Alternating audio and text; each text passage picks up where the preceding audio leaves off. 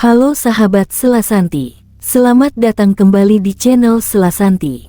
Hari ini kita akan melanjutkan kisah seru dan menegangkan dari novel Layla si Dokter Indigo karya penulis Selasanti. Sebelum kita masuk ke bab 2, jangan lupa untuk like, share, dan subscribe channel ini, serta aktifkan lonceng notifikasinya ya, agar kalian tidak ketinggalan kelanjutan kisah mistis ini. Bagi yang penasaran dengan cerita lengkapnya, kalian juga bisa membaca langsung di aplikasi KBM App. Bab 2. Layla telah sampai di ruang unit gawat darurat, dia langsung menuju ruang absen. Dokter Layla Mentari, tanya perawat yang sedang mengganti bajunya. Oh, dokter, perkenalkan nama saya Carlina Octavia. Layla menerima uluran tangan dari Carlina, salam kenal. Apa Dokter Layla mau bertugas hari ini? Tanya Carlina. Iya, aku bertugas jam 8 sampai jam 12 siang. Layla tersenyum seraya menunjukkan lesung pipi yang mirip seperti Arimbi. Berarti kita satu shift, ya? Tanya Carlina. Iya, jawab Layla. Iya udah, kita ke ruang UGD. Aku akan perkenalkan dengan dokter dan perawat yang lain, kata Carlina yang sudah memakai baju perawat. Carlina dan Layla pun bergegas menuju ruang UGD. Sepanjang perjalanan Layla masih terus melihat banyak penampakan. Kali ini makhluk yang dilihatnya tidak seperti biasanya. Makhluk halus yang biasa ditemui oleh Layla dan merupakan teman sewaktu kecil berupa kuntilanak, tuyul dan juga pocong. Makhluk tak kasat mata yang dilihatnya kini berupa orang dengan tubuh cacat dan juga penuh dengan luka akibat korban kecelakaan. Layla hanya menundukkan kepalanya saat ada anak kecil yang tadi dilihat di depan gerbang sedang mengikuti langkahnya. Hush, sana kamu jangan ikutin Dokter Layla. Carlina terlihat sedang mengusir anak kecil berbaju kuning tanpa kepala itu. Layla terkejut kala mendengar suara Carlina yang sedang mengusir makhluk tak kasat mata itu. Dia pura-pura tidak mengetahui keberadaan sosok yang sangat menyeramkan itu. Dok, anak kecil itu terus menunjukkan jarinya ke arah Anda. Carlina menoleh ke arah Layla. Layla bingung saat Carlina menoleh ke arahnya. Dia pura-pura tidak mengerti dengan maksud dari Carlina. Maksud kamu apa Carlina? Anak kecil yang mana? Tanya Layla gugup. Dok, makhluk tak kasat mata itu bisa merasakan orang-orang yang bisa melihat keberadaannya. Termasuk Dokter Layla, ujar Carlina. Layla langsung menolehkan kepalanya ke arah lain. Banyak juga makhluk astral melihat ke arahnya. Hawa manusia indigo sudah bisa terasa oleh makhluk seperti itu, ucap Carlina. Apa kamu termasuk indigo?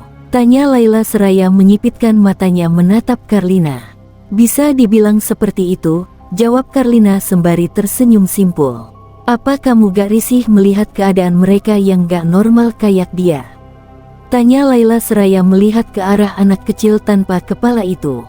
Dok, ada pasien yang butuh pertolongan.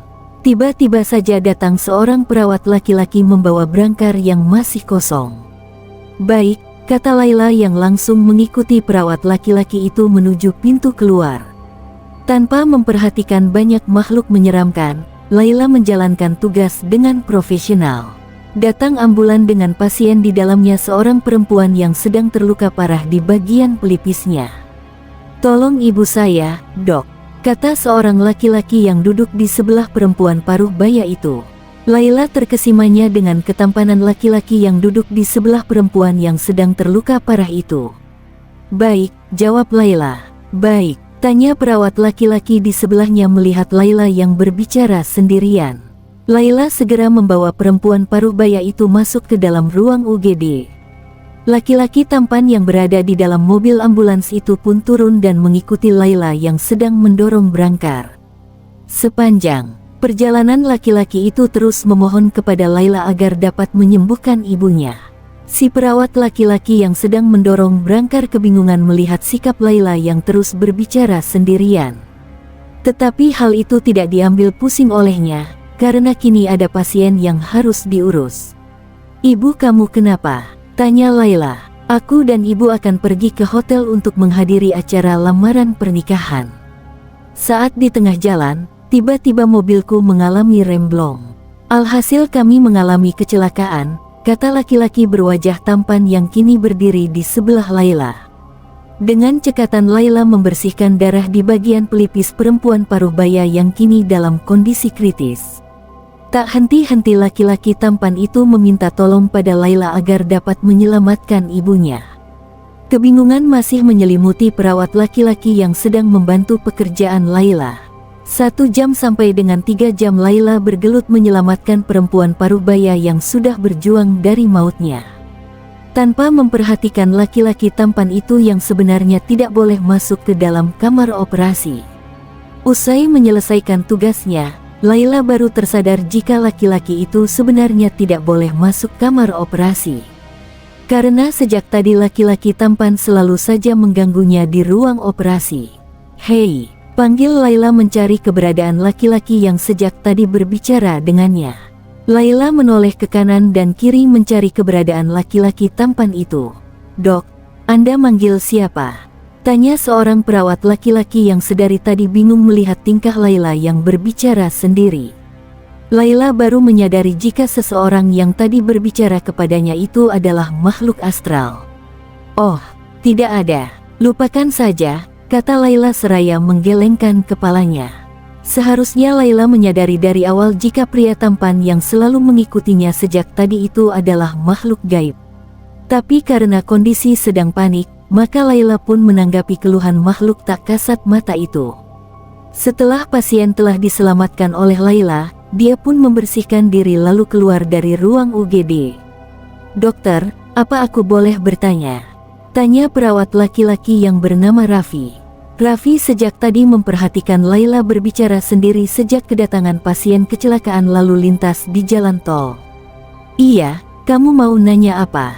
Laila sudah duduk di bangku untuk melihat berkas selanjutnya. "Tadi dokter bicara sama siapa?" tanya Raffi dengan tatapan fokus melihat Laila. Laila langsung mengalihkan pandangannya mencoba mencari jawaban atas pertanyaan dari Raffi. "Oh, aku kalau lagi panik suka bicara sendiri." Raffi mengernyitkan keningnya, dia masih tak percaya dengan apa yang dikatakan oleh dokter Laila. Karena sepenglihatan Raffi, Laila seperti sedang berbicara dengan seseorang saat sedang menolong pasien kecelakaan tadi. "Tapi, Dok," Laila langsung meninggalkan Raffi yang masih penasaran dengan kejadian tadi saat dia berbicara sendiri.